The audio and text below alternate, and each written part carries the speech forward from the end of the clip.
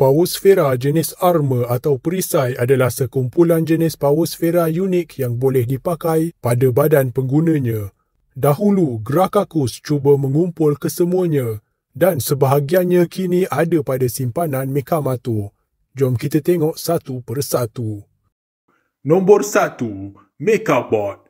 Yang pertama adalah Mekabot Powersfera yang mana tuannya adalah Amato dan sebelum itu Not. Mekabot boleh bergabung dengan apa sahaja barang ataupun orang, menghasilkan senjata, peralatan dan juga baju perisai. Disebabkan inilah Grakakus cuba memasukkan Mekabot ke dalam koleksi Powersfera perisainya. Nombor 2, Armorbot.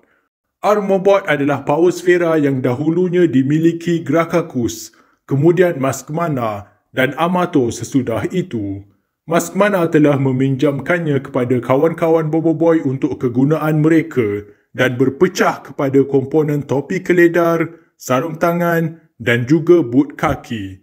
Ianya digunakan oleh Fang, Yaya dan Ying seiring dengan kuasa mereka sendiri dan hasilnya mengkagumkan.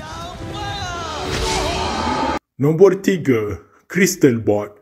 Crystal Bot adalah Powersfera yang memberi kuasa elemen tanah kepada penggunanya serta boleh menghasilkan baju perisai kristal pada masa yang sama. Ianya dipakai oleh Hangkasa pada masa muda dan juga pada masa tua setelah mendapat kembali kuasanya daripada Boboiboy. Nombor 4, Wirebot. Wirebot adalah Powersfera utama yang digunakan oleh Grakakus dan dipasang untuk menggantikan lengan kanannya yang sudah tiada. Wirebot menghasilkan dawai-dawai panjang yang berupaya menyerang dan mengikat pihak lawan. Ianya juga boleh berubah bentuk menjadi pelbagai jenis senjata seperti meriam yang menembak, pisau sabit yang tajam, gerudi yang berputar-putar dan juga perisai. Nombor 5, Egabot. Egabot yang berbentuk telur boleh dikemudi dengan cara memasukkan diri ke dalam Powersfera tersebut. Yang pertama, ianya melindungi pengguna daripada serangan-serangan luar. Yang kedua, ianya boleh melakukan transformasi menjadi baju perisai berbentuk haiwan. Pipizola menggunakan bentuk kura-kura yang boleh menyerang dengan cara berguling-guling ke arah musuh. Manakala Papazola menjadi seekor ayam yang boleh terbang dan mematuk pihak lawan serta mengeluarkan telur tembelang berbau busuk. Nombor 6, Voltrobot.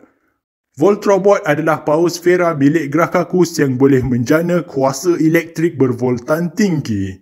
Serangan yang dihasilkannya dalam bentuk berbola elektrik yang boleh ditembak jauh dalam warna kuning dan juga warna ungu.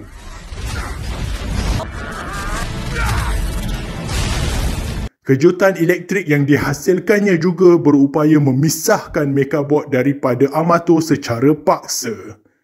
Dalam konsep seni filem Mekamato, Voltrobot rupanya sedikit berbeza. Nombor 7, Wingbot.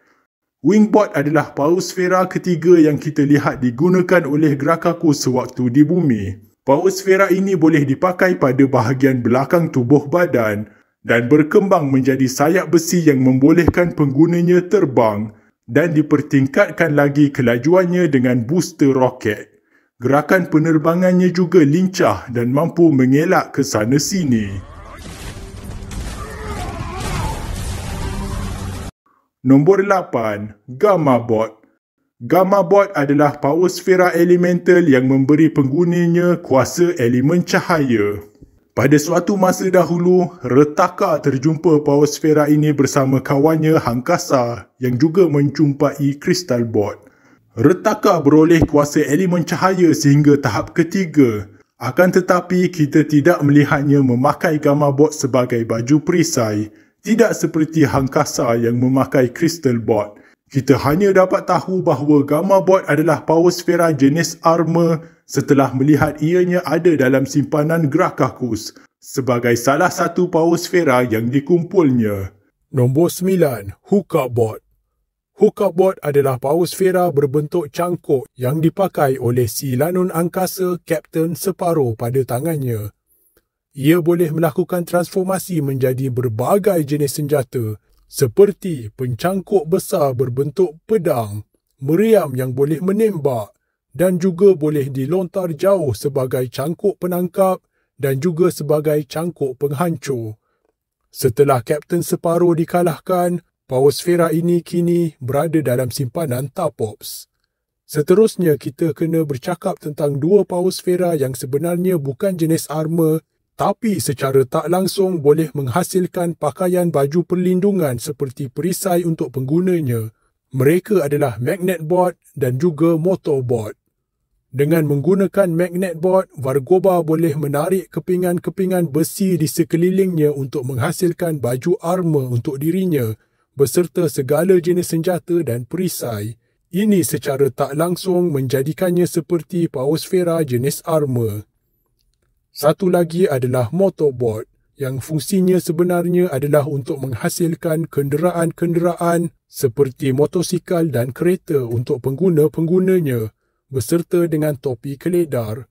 Topi keledar adalah sejenis pakaian perlindungan, maka boleh dikategorikan seperti armor juga. Selain daripada kesemua powersfera yang disebutkan tadi, terdapat beberapa lagi yang kita tidak ketahui. Antaranya adalah yang terdapat dalam simpanan Grakakus pada masa dahulu.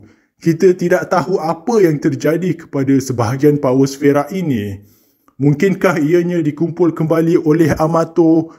Sepertinya dalam Bobo Boy Movie 2, kita dapat lihat bahawa Amato juga seolah-olah menyimpan beberapa powersfera jenis perisai. Mungkin ini akan terjawab dalam movie ataupun siri Bobo Boy dan Mekamato yang akan datang. Beberapa persoalan juga timbul memandangkan dua powersfera elemental iaitu Crystal Bot dan Gamma Bot merupakan powersfera jenis armor. Adakah ini bermakna 5 lagi powersfera elemental yang lain juga adalah daripada jenis armor? Adakah Bobo Boy bakal memakai kesemua powersfera ini pada masa akan datang? Seperti yang dilakukan oleh Hangkasa apabila dia menggunakan kuasa tahap ketiga kristal.